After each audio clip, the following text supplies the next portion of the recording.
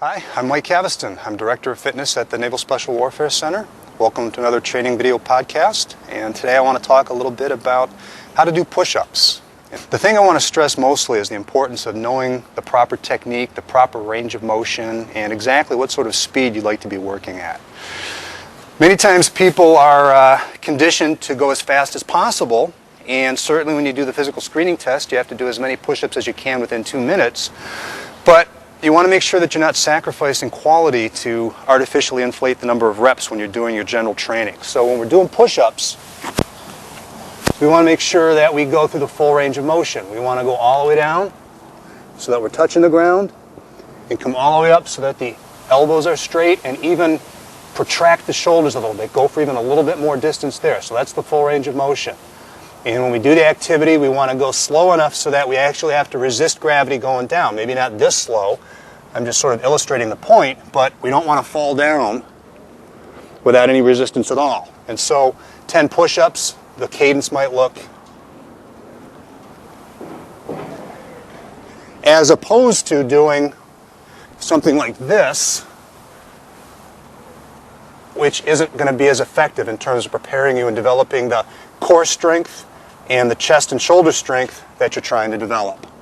And that concept is going to apply to other activities that you'll do, including pull-ups, including flutter kicks, including sit-ups, and any other calisthenic exercise that you can think of where your body weight is providing the resistance. So just a training tip to think about, and this has been another training video podcast.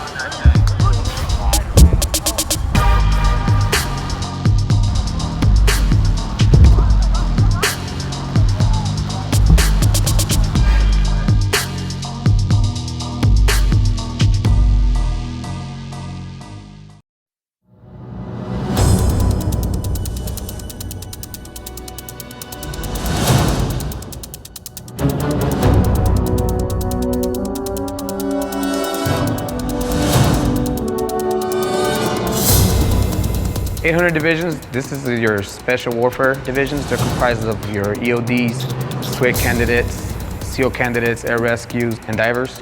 The major thing from them is we hold them to a higher standard, and they PT twice a day. First thing in the morning, and then they PT again in the afternoon. The biggest thing that I'm seeing so far is a lot of them come in and think it's a video game. It's real, the stuff's real. And once they get here, it's just a huge eye-opener.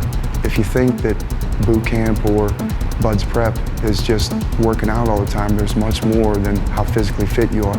You have to become a sailor first before you can actually go on and do your job, what you're supposed to do in the Navy. Much like many of the people in special programs, I thought it was going to be a lot more working out. There's still its fair share of working out, but it's a lot more sailor work than I thought there was going to be. And I enjoy it, I just wasn't prepared for it. Tying off mooring lines, things with the ship. We start firefighting this coming up week, so we'll learn all about firefighting. We've learned all the basic seamanship, how you're supposed to basically live if you're on a ship, as far as where you put your clothes, how you do your clothes. Not so much what I wish I would have known, but I wish I would have studied more. I didn't really study my chain of command that much, and that's a big one to get down right away. I wish I would have studied the book my recruiter gave me more. 100% he needs to understand that when you decide to go through one of these programs or come into the Navy itself, to change your lifestyle. Number one, it's for real now. Life starts. Once they get off that bus, once they sign their name, once they raise their right hand, that they are making a choice to defend their country at all costs. It is 100% serious, locked on, ready to go.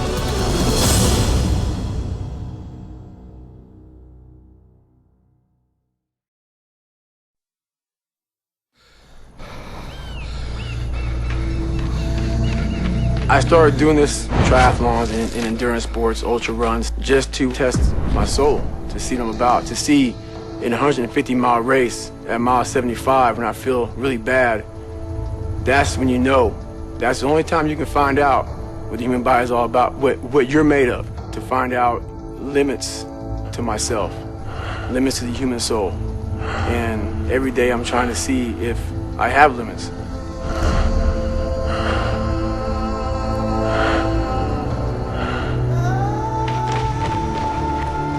I run anywhere from 125, 150 in a week. So I'll try and put in about 450 miles a month.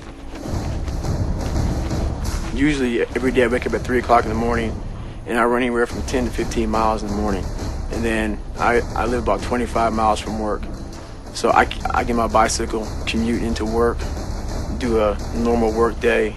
At lunchtime around noon, I'll run again, anywhere from 5 to 8 miles, whatever it may be. Come back, work, and around 5:30, I'll ride back home 25 miles on my bike. If I'm feeling good and I want to get more miles, I'll get off the bike and do like a short 3 or 4 or 5 mile run. That's my everyday life. So I don't just train like an hour or so. I train until something is uncomfortable, and then that's when you know who you are. The only easy day was yesterday. It just never ends. I mean, I've done some races where you're on a 1 mile track and you'll run for 48 hours straight. So imagine running 48 hours and running 1 mile track. And it's not like you're sleeping, you're running for 48 hours, see how many miles you can get. I want to talk about mind torture. My life doesn't have a finish line. So when I cross the finish line of the Ironman, it doesn't matter, because I know that, 2 or 3 weeks from now I'll be doing something else to put my body through more pain. I believe, everything I try to do is kind of defined by excellence, but I don't think I ever reach excellence myself, because I have my standards of my life are really high. So I don't think I ever reach it, but I try to every day.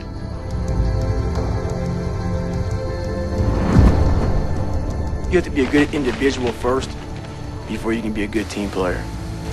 I know for a fact how bad Hell Week is. I went through it a couple times. It's probably the most brutal military training anybody can go through. So everybody to my left and everybody to my right, they've been through this. So I know mentally, these individuals are extremely hard. And when stuff gets bad in any situation, I know these guys have my back.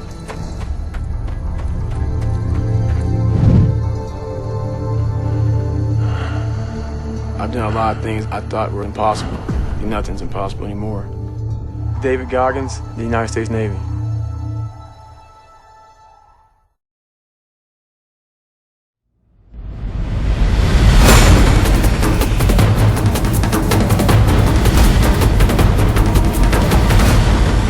I wrestled at John F. Kennedy High School in Island, New Jersey, and then also for Middlesex County College in Edison, New Jersey. I believe it helped me get trained up a little bit more. It definitely helped as far as my ability to handle pain. One of the big things in wrestling is you have to be able to deal with a lot of pain. It's a very good experience. It definitely helped me understand where I could push myself to. Right now, I just finished doing 3 platoons over at SEAL Team 5, and now I work at Advanced Training Command, and I teach combatives. Anything you come into a house and you have to put hands onto somebody, this is the system that we use on how we can do this. I remember when I was in Buds, my nemesis was the drown proofing. I didn't know how to swim before I came into the teams. I'm from the West Indies. I'm from Trinidad and Tobago. And in Trinidad, everyone goes to the beach, but it's not really to go swimming. You go to the beach just to go hang out, hang out with family, eat food. For about 2.5 years, I had to learn how to swim well enough where I can pass the screen test. So learning how to become comfortable and relaxed, that was a major challenge for me when I was in Buds. I explicitly remember a couple times wanting to quit. I learned a lot about myself during all my training in Buds. A whole lot. A lot of people, for them, when they think about Buds, they think about Hell Week. And Hell Week is not the only part of Buds. There's a lot of evolutions where you are going to be in a lot of pain. You are going to be tired. You're going to be driven to a point where you've never been before. The stuff that you've already done in wrestling practice is going to be very similar to the types of pain that you will be experiencing here.